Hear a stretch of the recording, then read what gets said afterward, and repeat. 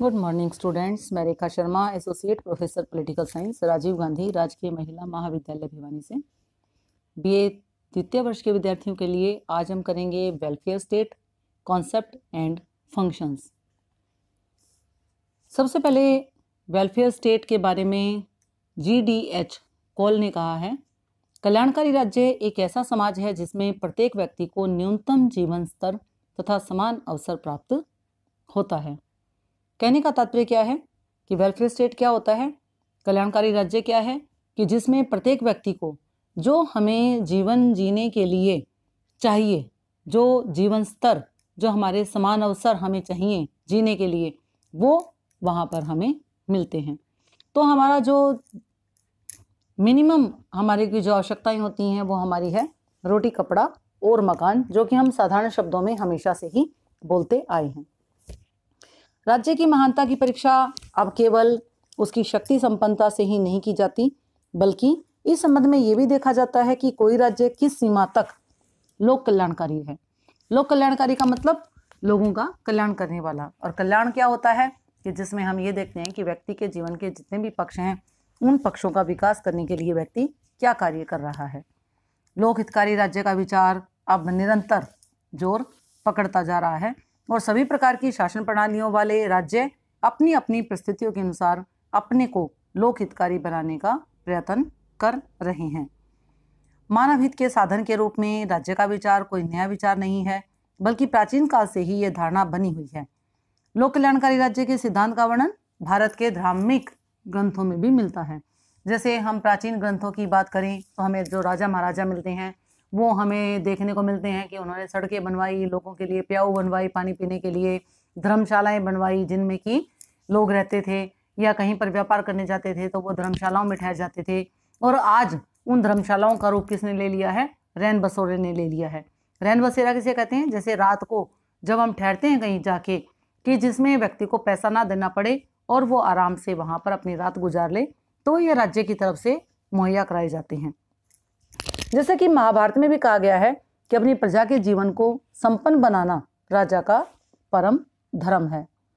प्रसिद्ध भारतीय राजनीति शास्त्री कौटिल्य के अनुसार, अब इस कोटेशन को हम इन्वर्टेड कोमा में लिखेंगे तो हम क्या करेंगे, कौटिल्य के अनुसार कोमा, इन्वर्टेड कोमा शुरू, सर्वश्रेष्ठ राजा वह है जो अपने नागरिकों के हितों की रक्षा तथा अधिक से अधिक जन कल्याण करता है। अब इस कोटेशन का अर्थ क्या है? कौटिल्य क्या कहता है? कौटिल्य कहता है कि सर्वश्रेष्ठ यानी सबसे अच्छा राजा कौन होता है? वह जो अपने नागरिकों के हितों की रक्षा करता है और अधिक से अधिक जन कल्याण करता है। यूनान के महान दार्शनिक अरस्तु ने भी राज्य का उद्देश्य मानव जाति की सेवा बताया है। इस सिद्धांत के चिन्ह प्राचीन रचनाओं में भी मिलते हैं। यह विचार अपने आधुनिक रूप में कैसे आया, यह देखने के लिए हमें 19वीं सदी की राजनीतिक विचारधारा के इतिहास को देखना होगा। 19वीं सदी का राजनीतिक इतिहास हमें यह बताता है कि तत्कालीन व्यक्तिवादी विचारधारा ने राज्य के कार्यक्षेत्र को अधिक संकुचित कर दिया था। अब व्यक्तिवादी विचारधारा क्या थी? जिसमें व्यक्ति की स्वतंत्रता पर बल दिया गया था कि व्यक्ति प्रमुख है, राज्य प्रमुख नहीं है। व्यक्ति क्या है? ध्येय, उद्देश्य, और राज्य क्या है? साधन। तो इस प्रकार की जो विचारधारा थी उसने राज्य के कार्यक्षेत्र को अधिक संकुचित बना दिया था। उसने क्या कहा था कि राज्य को व्यक्ति के आर्थिक मामलों में हस्तक्षेप नहीं करना चाहिए, यानी अहस्तक्षेप की नीति का समर्थन किया था। और उस काल में राज्य का कार्य केवल क्या रह गया था? पुलिस कार्य रह गया था। तो इस विचारधारा का परिणाम यह हुआ कि आर्थिक क्षेत्र में अव्यवस्था फैल गई, पूंजीपतियों के द्वारा श्रमिकों का शोषण किया गया, और जिसके प्रतिक्रिया स्वरूप मार्क्सवाद का जन्म हुआ था, और जिसके कारण आर्थिक क्षेत्र में सरकार का नियंत्रण बढ़ने लगा, क्योंकि उन्होंने पूंजीपतियों से पूंजी को छीनकर गरीबों में बांटने का काम किया था, और इसके लिए उसने एक खूनी क्रांति भी करवाई थी। 1917 में पहली बार सोवियत संघ में साम्यवादी क्रांति हुई। साम्यवादी दल की तानाशाही के कारण लोगों की स्वतंत्रता समाप्त हो गई, और कुछ वर्षों के बाद रूस का साम्यवादी ढांचा बिखर गया। यह व्यवस्था भी लोकतंत्रीय देशों के द्वारा अस्वीकार कर दी गई थी। इसलिए यह एक नई विचारधारा का जन्म हुआ जिसको कल्याणकारी राज्य की विचारधारा कहा जाता है। व्यक्तिवादी राज्य को एक आवश्यक बुराई मानते थे। उनके मतानुसार राज्य के व्यक्ति के जीवन के सामाजिक तथा विशेषकर आर्थिक क्षेत्र में हस्तक्षेप नहीं करना चाहिए, क्योंकि ऐसा करने से व्यक्ति की स्वतंत्रता नष्ट हो जाती है। प्रत्येक व्यक्ति अपने विषय में दूसरों से अधिक जानता है। उसे इस बात का ज्ञान है कि क्या उसके हित में है और क्या उसके हित में नहीं है। आर्थिक क्षेत्र में व्यक्तिवादियों ने स्वतंत्र व्यापार तथा मुक्त प्रतियोगिता की नीतियों का समर्थन किया। उनका कहना था कि राज्य को आर्थिक कार्यों में हस्तक्षेप की नीति अपनानी चाहिए, यानी राज्य को लोगों के मामलों में हस्तक्षेप नहीं करना चाहिए। अब इसका तात्पर्य क्या था कि व्यक्तिवादियों के अनुसार वस्तुओं के मूल्य निश्चित करना, श्रमिकों के लिए वेतन और कार्य अवधि निश्चित करने आदि के विषय राज्य के अधिकार क्षेत्र से बाहर हो गए थे। अब हम जो बात कर रहे हैं वो हम कर रहे हैं कि व्यक्तिवाद के बुरे परिणामों के बारे में, बैड कॉन्सिक्वेंसेज ऑफ इंडिविजुअलिज्म। व्यक्तिवादियों की विचारधारा के अंतर्गत राज्य के हस्तक्षेप की नीति अपनाने से क्या हुआ था, उसने व्यक्ति के आर्थिक और सामाजिक कार्यों में हस्तक्षेप करना बंद कर दिया। राज्यों ने आर्थिक क्षेत्र में अपने नागरिकों को पूर्ण स्वतंत्रता प्रदान कर दी और इस नीति का परिणाम क्या निकला? पूंजीपतियों ने श्रमिकों का शोषण आरंभ कर दिया।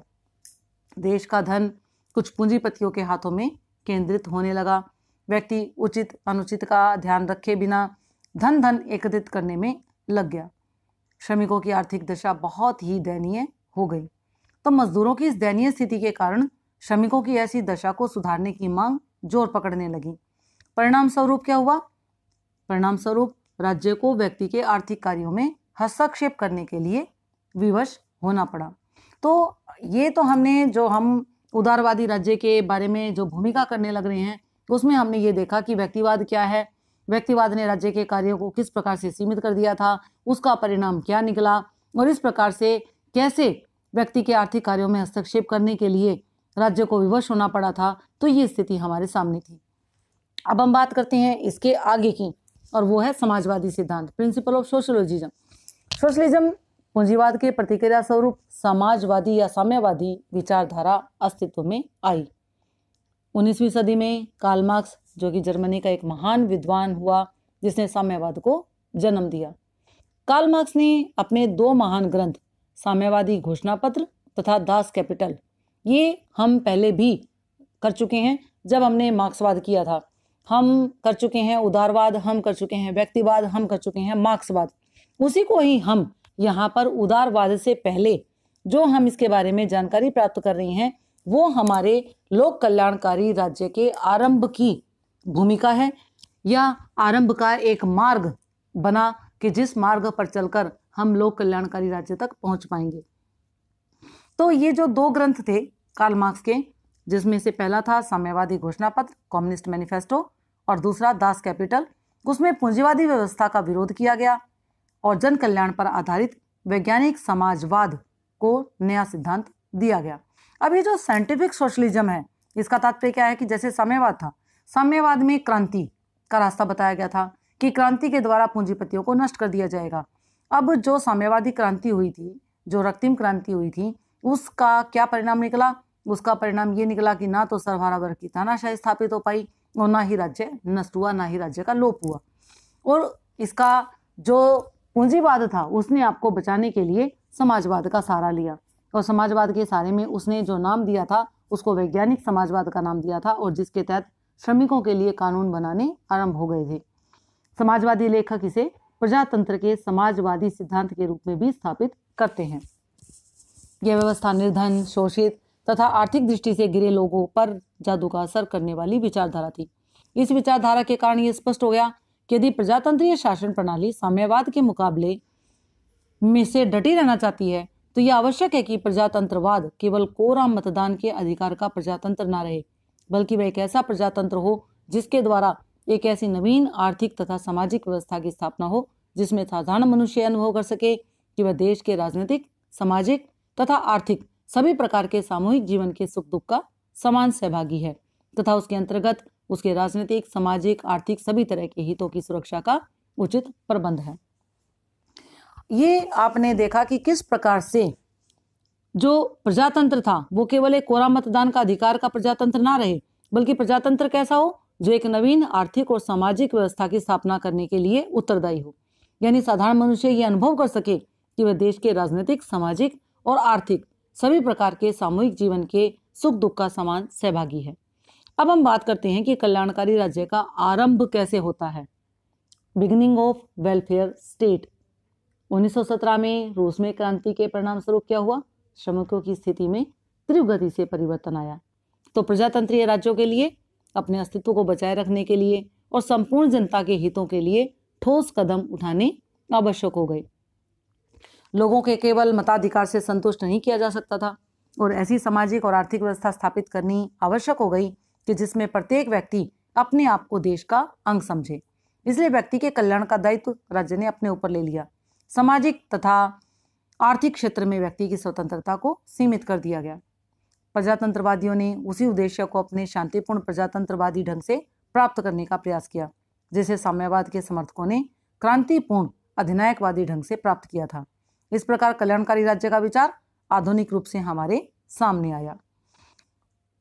तो अब आपने देखा कि रूस की क्रांति के परिणाम स्वरूप जो श्रमिकों की स्थिति में परिवर्तन आया था और उससे क्या हुआ कि पूंजीवाद ने इसी रूप में अपनी जनता के लिए कानून बनाने आरंभ किए, उनके जीवन स्तर को ऊंचा उठाने के लिए। और इस प्रकार से हम देखते हैं कि प्रजातंत्र जो है उसने व्यक्ति के कल्याण का दायित्व था वो राज्य ने अपने ऊपर ले लिया था और इसी प्रकार राज्य का कल्याणकारी जो स्वरूप था, जो आधुनिक रूप हम कहते हैं, वो हमारे सामने आया। अब हम इसी में बात करेंगे कल्याणकारी राज्य की परिभाषाएं। Definition of welfare state. कल्याणकारी राज्य की परिभाषाएं जो हैं वो अलग अलग विद्वानों ने अपने अपने दृष्टिकोण से दी। कुछ मुख्य विशेषताएं जो हैं वो हम आगे करेंगे इन परिभाषाओं के आधार पर। पहले हम देखते हैं कि मुख्य मुख्य परिभाषाएं कौन सी हैं। सबसे पहले हम बात करते हैं कांट की। कांट के अनुसार कल्याणकारी राज्य वह राज्य है जो व्यापक सामाजिक सेवाएं उपलब्ध करवाता है। Welfare state is A state that provides wide range of social services. यानी कल्याणकारी राज्य क्या है? कल्याणकारी राज्य वह है जो हमें विस्तार से क्या देता है? सामाजिक सेवाएं देता है। सामाजिक सेवाओं का मतलब क्या होता है कि जो समाज में रहते हुए हमें अपने जीवन को प्राप्त करने के लिए जिन जिन आवश्यकताओं की आवश्यकता पड़ती है, जिन जिन कार्यों की आवश्यकताएं पड़ती हैं, जिन जिन अवसरों की आवश्यकताएं पड़ती हैं, वो राज्य के द्वारा उपलब्ध करवाया जाता है। अब हम बात करते हैं हॉब्सन की। हॉब्सन के मतानुसार कल्याणकारी राज्य एक ओर साम्यवाद के मध्य और दूसरी ओर व्यक्तिवाद के मध्य एक समझौता है। Welfare state is a compromise between communism on the one side and unbridled individualism is on the other. कल्याणकारी राज्य क्या है? एक और तो साम्यवाद के मध्य और दूसरी ओर व्यक्तिवाद के मध्य एक समझौता है। हमने दोनों के बारे में जानकारी प्राप्त की थी कि साम्यवाद क्या है और व्यक्तिवाद क्या है। व्यक्तिवाद जिसने व्यक्ति का स्वतंत्रता प्रदान करने के लिए राज्य को संकुचित रूप दे दिया और साम्यवाद जिसने राज्य को नष्ट ही कर दिया। तो इन दोनों के बीच का जो मामला है कि जो राज्य है उसको कार्य भी दिए जाएं लेकिन राज्य नष्ट भी ना हो, तो इस प्रकार से हमारे बीच में क्या आता है? इन दोनों के बीच का वो है कल्याणकारी राज्य। राज्य है, राज्य कार्य कर रहा है और वो क्या कर रहा है? लोगों के कल्याण के लिए कार्य कर रहा है, लोगों के लिए कार्य कर रहा है। तो इस प्रकार से हॉब्सन के ने क्या कहा? कल्याणकारी राज्य एक और साम्यवाद के मध्य और दूसरी ओर व्यक्तिवाद के मध्य एक समझौता है। अब हम बात करते हैं एक और परिभाषा की कि अमेरिका के राष्ट्रपति लिंकन ने क्या कहा कि राज्य की शक्ति का प्रयोग सामान्य हितों के लिए आर्थिक साधनों के वितरण में किया जाता है। अब इसका क्या अर्थ है कि राज्य की शक्ति क्या है? राज्य की शक्ति का प्रयोग हम किस रूप में करेंगे? वो हम करेंगे कि जनरल जो हमारे हित हैं उनके जो आर्थिक साधनों के द्वारा हम उनको पूरा करना चाहते हैं, तो आर्थिक साधनों का वितरण यानी इस प्रकार का हो। जैसे हमने पहले बात की थी कि समाजवाद क्या है? समाजवाद में उत्पादन और वितरण पर समाज का अधिकार, और इस रूप में हम देखते हैं कि समाज के अंदर जो आर्थिक साधन है उनका वितरण इस रूप में किया जाए कि सामान्य हितों का संवर्धन हो सके। और ये कौन करेगा? ये राज्य करेगा। जैसा कि हम एक और परिभाषा देखते हैं कॉल के अनुसार, कल्याणकारी राज्य एक ऐसा समाज है जिसमें प्रत्येक व्यक्ति को न्यूनतम जीवन स्तर तथा समान अवसर प्राप्त होता है। ये हमने अपनी इंट्रोडक्शन से पहले सबसे पहले कोटेशन की थी जो कि GDH कॉल ने कही थी कि कल्याणकारी राज्य क्या है? कल्याणकारी राज्य एक ऐसा समाज है जिसमें प्रत्येक व्यक्ति को न्यूनतम जीवन स्तर और समान अवसर प्राप्त होता है। लास्ट में हम एक और परिभाषा करेंगे पंडित जवाहरलाल नेहरू के शब्दों में। पंडित जवाहरलाल नेहरू क्या कहते हैं? सबके लिए समान अवसर प्रदान करना, अमीरों तथा गरीबों के मध्य भेद मिटाना तथा रहन सहन के स्तर को ऊपर उठाना कल्याणकारी राज्य के आधारभूत तत्व हैं। सबसे बेस्ट परिभाषा जिसे हम कह सकते हैं वो है कल्याणकारी राज्य की पंडित जवाहरलाल नेहरू के शब्दों में कि सबके लिए समान अवसर प्रदान करना। आज हमारे पास समान अवसर हैं। अमीर और गरीबों के मध्य भेद मिटाना। आज अमीर और गरीब के मध्य में जो भेद है कानून ने उसको मिटा दिया है। तथा रहन सहन के स्तर को ऊपर उठाना। आज प्रत्येक व्यक्ति के जीवन स्तर को कल्याणकारी राज्य ने ऊपर उठा दिया है। यानी न्यूनतम गरीबी रेखा से जो नीचे के लोग हैं उनको मुख्य धारा में लाने के लिए कार्य लगातार किया जाता है। और इस प्रकार से लोगों के जीवन स्तर में आज हम देखते हैं कि टेक्नोलॉजी के कारण काफ़ी विकास हुआ है। तो इसी को ही हम क्या कहते हैं, कल्याणकारी राज्य। और ये कल्याणकारी राज्य के आधारभूत तत्व हैं।